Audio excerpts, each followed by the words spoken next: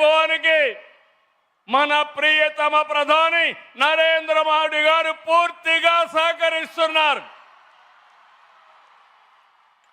వారి సంకల్పం వికసిత్ భారత్ 2047. మా సంకల్పం స్వర్ణాంధ్రప్రదేశ్ 2047. 2047కి ప్రపంచంలోనే నెంబర్ 1 జాతిగా తెలుగు జాతి ఉండాలనేది మా సంకల్పం. ఆ సంకల్ప జైత్ర యాత్ర ప్రారంభం ఈ ఆంధ్ర యూనివర్సిటీ నుంచేనని చెప్పి ఈ విశాఖపట్నం నుంచే ప్రారంభిస్తున్నాం. పనిచేసే బాధ్యత మాది, డైరెక్షన్ ఇచ్చే బాధ్యత మాది, అన్ని విధాల సహకరించే బాధ్యత మాది.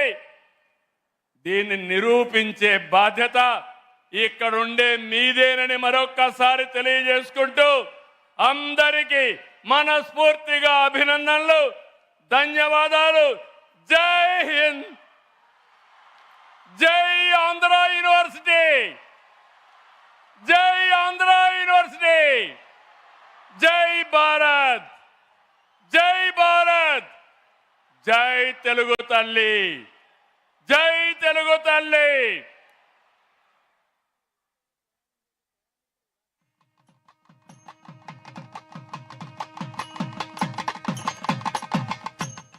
Thank you, sir. Thank you very much for that inspiring address.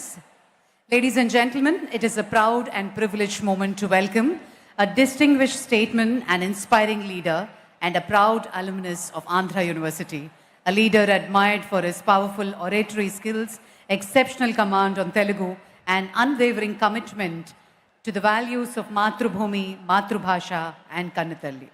Ladies and gentlemen, please put your hands together for the former Vice President of India, Sri M. Venkaiah Naidu Garu, to deliver his speech.